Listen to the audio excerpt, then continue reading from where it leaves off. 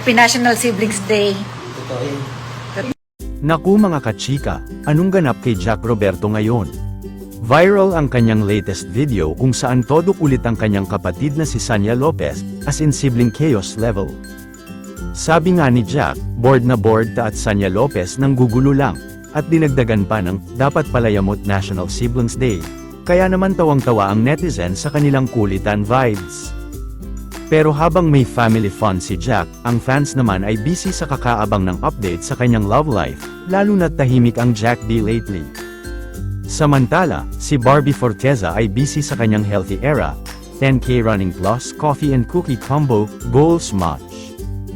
At habang summer feels, si Jack naman ay nag-enjoy sa La Union, habang si Barbie ay may pa-throwback feels sa Bohol with her, Missed You, Bohol, post na may pa-kiss mark pa. Kaya naman tanong ng bayan, kailan kaya ulit natin makikitang magkasama ang dalawa? Aminin, sobrang nakakamiss ang Jack D moments, fans, manifesting na ba ulit?